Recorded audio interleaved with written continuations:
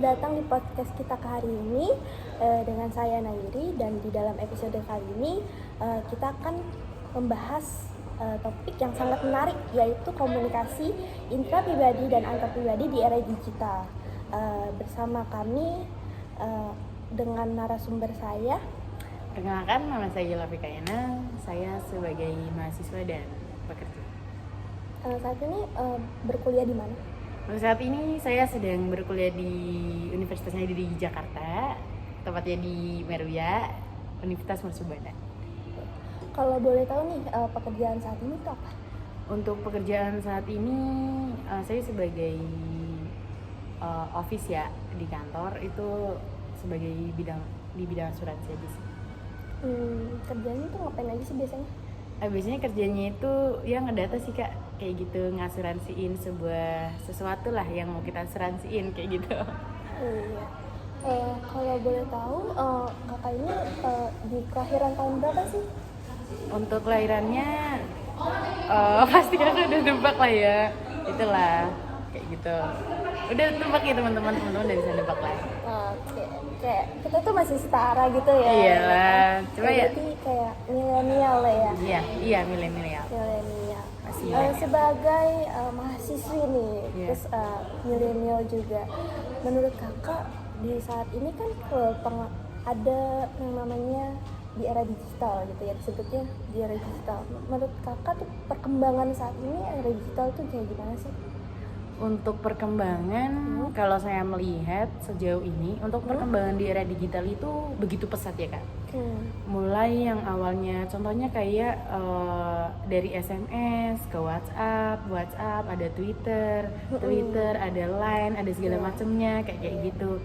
Terus sekarang pun segala sesuatunya untuk misalkan parkir itu udah aksesnya pakai e-money kayak gitu. Terus itu kan juga pasti ada data-data kayak gitu juga. Untuk mendata apapun tuh sekarang udah kayak yang menurut aku sih lebih canggih gitu. Digital tuh sekarang berkembang sangat pesat, segalanya tuh menggunakan digital sih Kak. Ada nggak sih kelebihannya di era digital saat ini? Untuk kelebihan tuh pasti banyak ya Kak. Contohnya memudahkan kita, ibaratnya contoh aja nih di Universitas aku itu tuh ada yang namanya e-learning atau fast learning. Itu digunakan untuk yang namanya pembelajaran jarak jauh. Jadi tanpa kita bertatap muka di kelas, kita juga tetap menerima materi, mengumpulkan tugas, segala macam kayak gitu. Itu salah satu perkembangan positif yang ada di zaman sekarang ini ya, di era digital kayak gitu sih. Itu dari bidang pendidikan. Yang biasanya tuh kelebihan pasti ada kekurangannya. Pasti ada. Menurut kakak, kekurangan saat ini tuh di dalam era digital kayak gimana sih? Kalau sekarang ini saya melihat ya banyak kecurangan dalam era digital sekarang ini. Contohnya apa sih? Banyak kasus-kasus yang dikirim di grup kayak kartu undangan kayak gitu, ternyata nggak banyak juga yang udah kena tipu. Nggak sedikit juga sih maksudnya yang udah kena tipu. Ada temennya saudaraku, dia ketipu karena dia ngeklik, dia masukin sesuai instruksi yang ada di dalamnya situ. Nah, itu mengambil media cybernya itu mengambil ruang dalamnya bank-bank kita gitu loh Kak, kayak data pribadi. Iya, data pribadi kayak gitu, cyber. Nah, ini kayak gitu sih Kak, lebih kekurangannya. Benar sekali, teknologi saat ini tuh membawa banyak sekali manfaat ya, yang luar biasa. Sebelum kita akhiri, apakah Anda memiliki saran atau tips untuk pendengar kami ya tentang cara menggunakan teknologi dengan bijak dalam komunikasi saat ini? Yang pertama sih dari segi penerimaan informasi dulu, karena sesuatu apapun dimulai dari diri kita sendiri kan Kak. Ya kan? Nah, bagaimana sih cara kita menangkap sebuah informasi?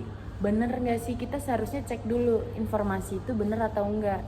Informasi yang kita dapat itu sumbernya dari mana? Real atau enggak? Kayak gitu.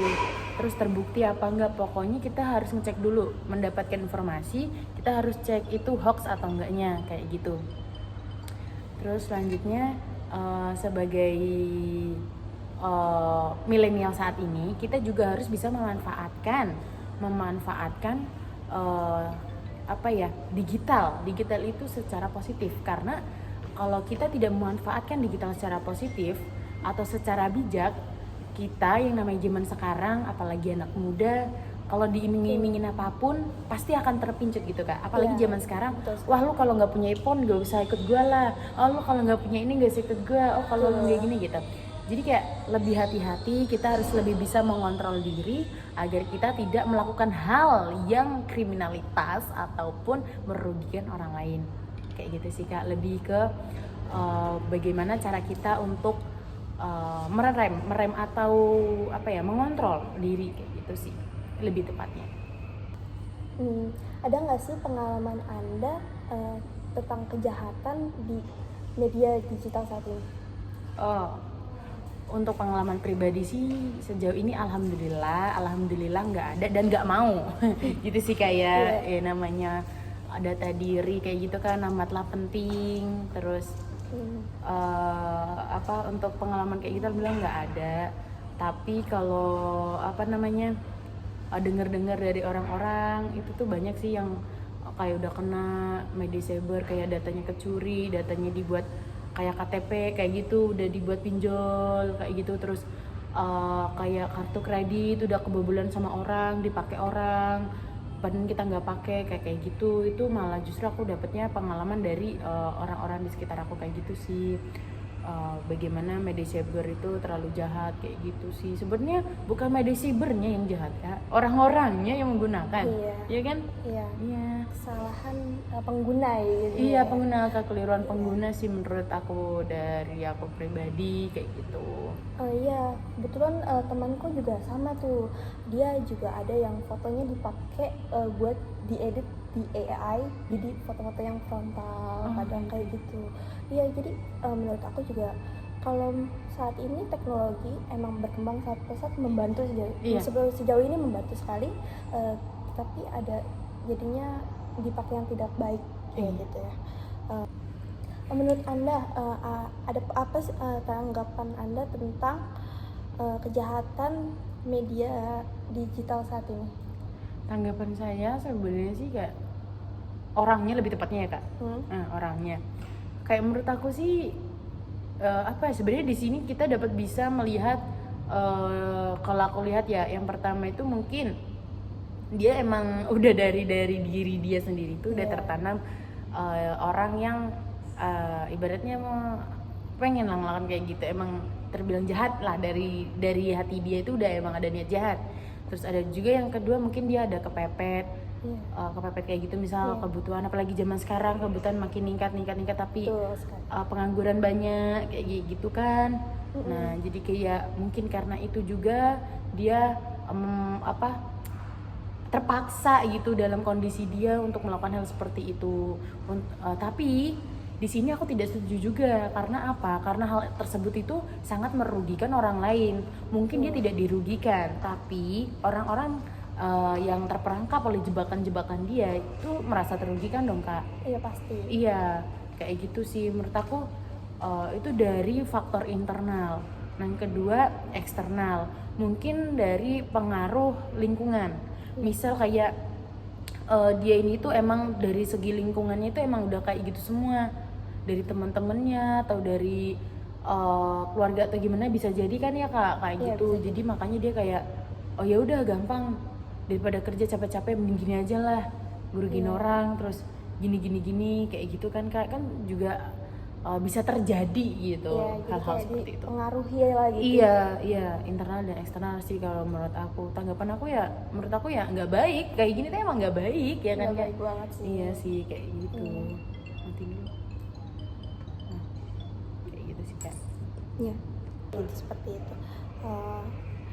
Setiap komunikasi kayak online itu selalu kita pikirkan dulu dampaknya dulu terlebih dahulu ya, apakah apa yang terjadi sebelum kita melakukannya. Iya benar sih Kak. Ya, terima kasih atas sarannya yang berharga dengan Kak Yola. Iya, dan terima kasih juga para pendengar kami telah setia bergabung dalam episode kali ini. Sekian dari kami, terima kasih.